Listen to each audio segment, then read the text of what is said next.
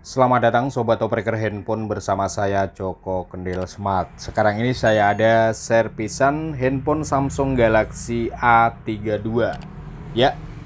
Dan handphone ini kasusnya LCD-nya ini pecah dan kemudian mati ya. Lalu di sini kita akan berbagi tutorial sederhana saja buat teman-teman pemula khususnya. Bagaimana caranya mengganti LCD pada handphone Samsung A32 ini? Dan untuk LCD-nya sendiri di sini sudah saya siapkan ini kualitas OLED dan kebetulan ini full set dengan premnya ya. Full set dengan premnya. Kemudian di sini tertulis ori ya. Jadi ini versi toko yang saya belanjain ini di sini katanya ori. Dan yang paling penting adalah di sini terjamin bahwa pinjernya ini on ya. Kita cek dulu untuk lubang pinjernya. Nah, di sini biasanya pinjer sidik jarinya ini atau kaca LCD-nya ini dia semacam tembus dan kelihatan transparan. Itu biasanya untuk pinjer sidik jarinya bisa difungsikan ya. Oke, dan untuk langkah selanjutnya kita bisa bongkar backdoornya. Backdoornya ini menggunakan lem, kita bisa panasi dulu dan kemudian siapkan plastik tipis untuk mengelet backdoornya ini. Oke, kita lanjut saja.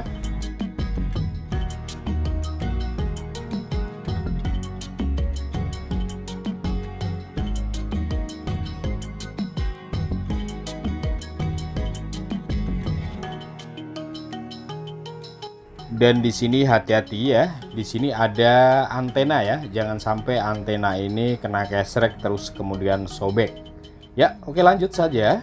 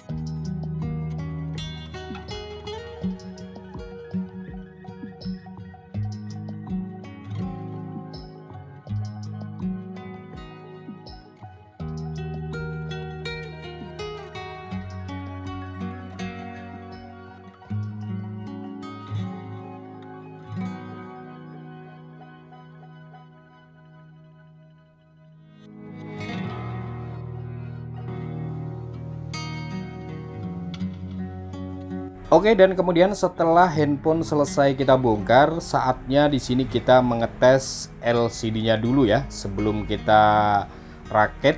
Jadi kita tes dulu caranya. Nah, ini untuk fleksibel dan kemudian ini pinjer sidik jarinya, sensornya bisa kita lepaskan. Kemudian PCB bawahnya ya atau papan pengecasan ini kita lepaskan. Ini dia seperti ini, terus ini bisa kita ambil ya. Kemudian kita akan tes dulu ya. Jadi cara mengetesnya seperti ini. Ini PCB-nya ya, bisa kita langsung pasang di sini di frame yang baru. Ini langsung kita baut saja karena ini sudah permanen ya.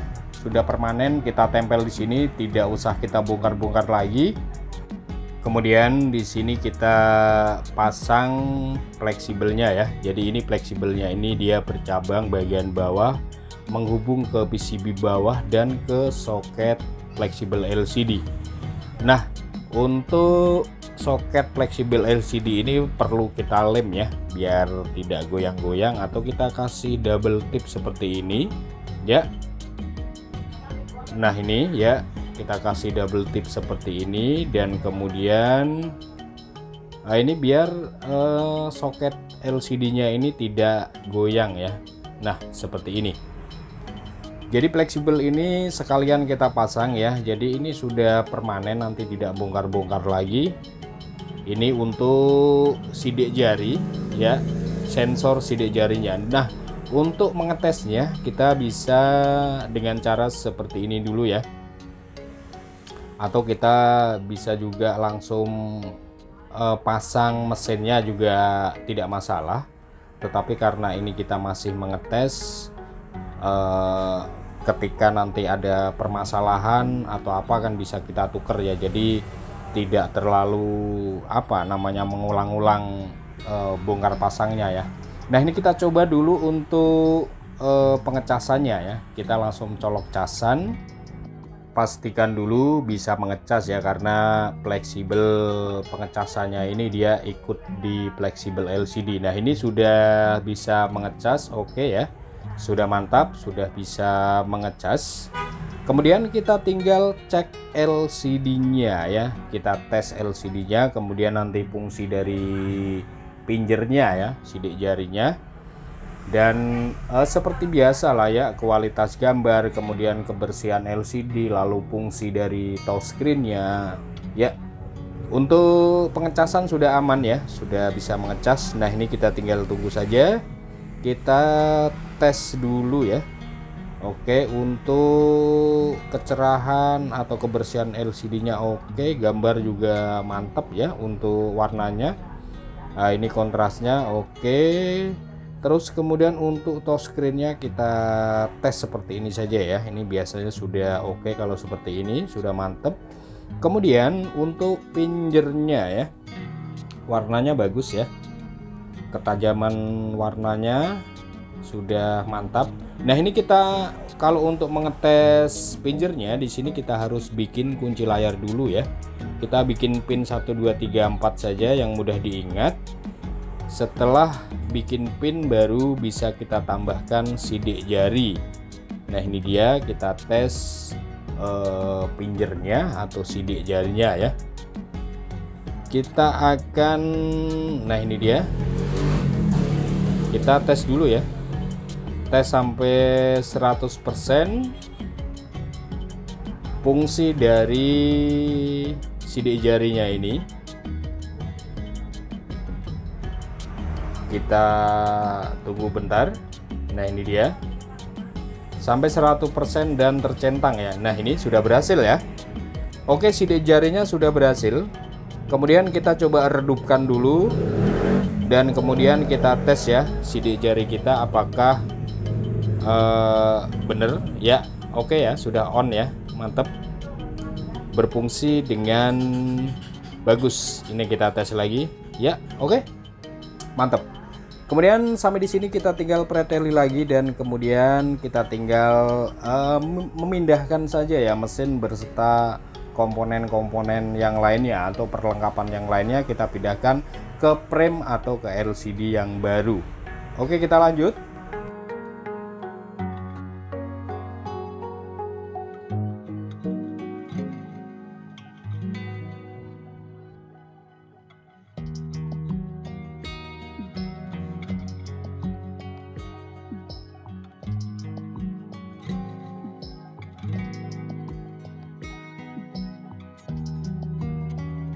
Ya, kemudian untuk mesin bisa kita lepaskan, dan kemudian kita di sini tinggal memindahkan atau melepas ini speaker, getar, kemudian ini fleksibel volume power, dan kemudian baterai ya. Untuk yang lain-lainnya saya kira sudah tidak ada ya. Nah, ini bisa kita lepaskan untuk fleksibel power dan volumenya ya. Kita bisa gunakan thinner seperti ini agar ini ya bisa mudah dilepas. Nah, ini vibrate ya atau getarnya. Kemudian ini fleksibelnya ya, fleksibelnya seperti ini, kita lepaskan pelan-pelan ya. Ini dia. Jadi sebenarnya sangat mudah ya untuk mengganti LCD plus frame seperti ini, karena kita tinggal memindahkan saja mesin beserta perlengkapan lainnya ya. Paling ya ini fleksibel power ya, volume, kemudian speaker, ada getar, kemudian nah ini dia, ini ada semacam plastik apa ini ya, buat speaker ya. Ini bisa kita lepaskan, nanti bisa kita pasang di frame yang baru. Dan speaker ya, speaker terima panggilan atau terima telepon, ini dia.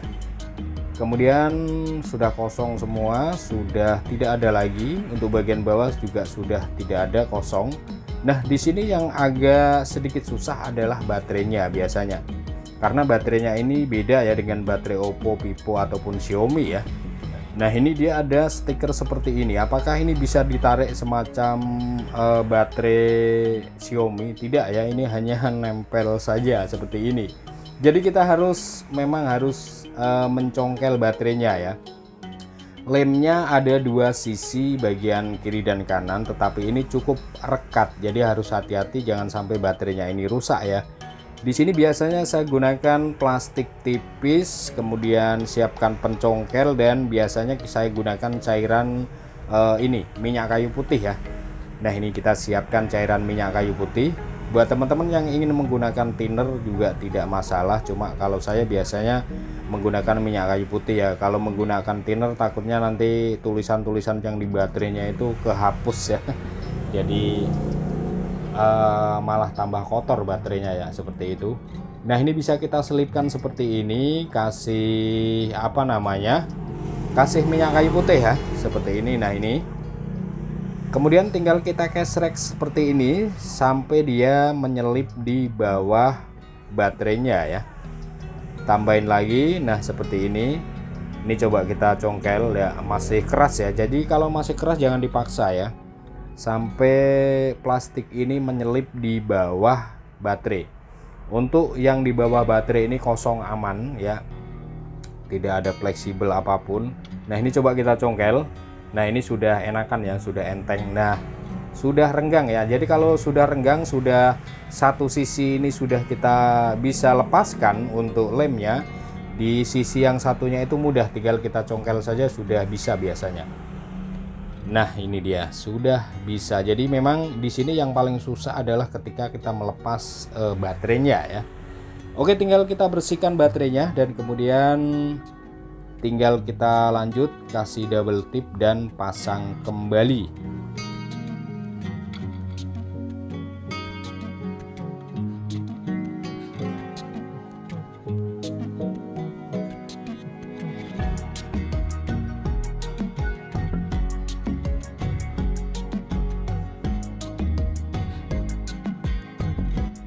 Oke, dan saatnya kita rakit kembali ya. Jadi tadi perlengkapan sudah kita lepaskan, tinggal kita pasang ke sini ya. Ini ada plastik seperti ini, bisa kita lepaskan. Terus kemudian kita tempel ini apa namanya, semacam plastik yang ada di speaker telepon. Terus kemudian tinggal ini speakernya kita pasang. Lalu getar sama apa namanya tadi, fleksibel volume ya, volume on off, dan antena.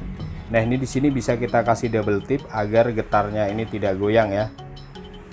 Ini getar kita pasang, kemudian fleksibel power volumenya ya. Ini tinggal kita nempel, masih ada lemnya, masih lengket ya. Tinggal kita tempel seperti ini. Terus ini pada pinnya, pin jalurnya ini kita presisikan ya. Jangan sampai bergeser ya, biar nanti koneknya pas ya. Kita presisikan seperti ini. Nah, ini dia. Sudah aman ya, saya kira sudah aman. Kemudian tinggal kita pasang mesinnya ya.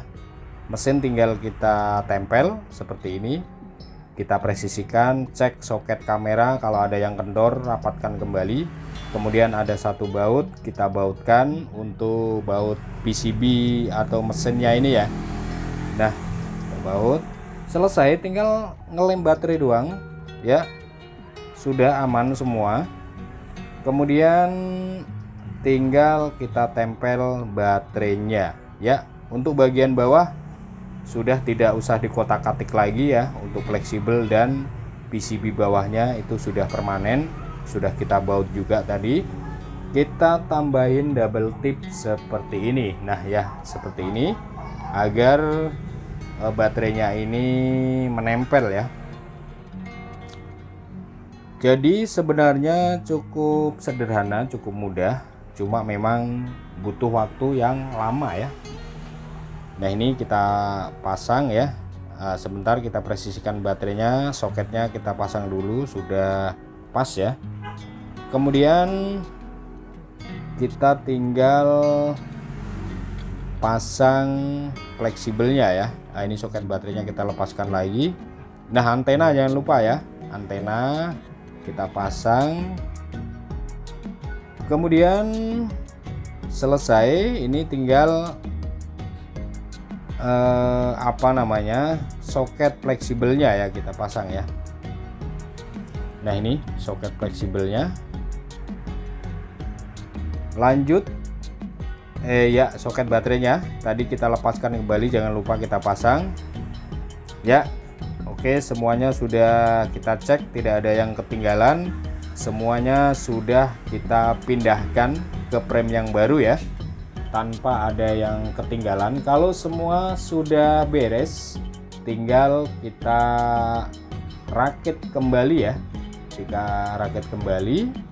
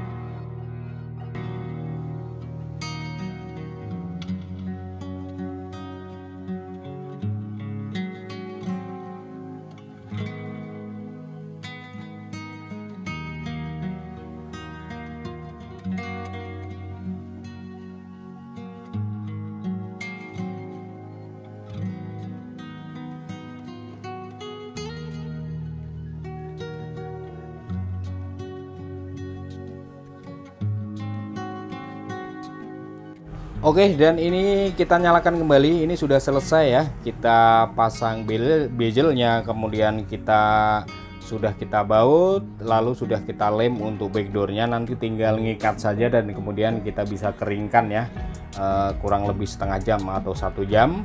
Nah ini bisa kita tes kembali ya.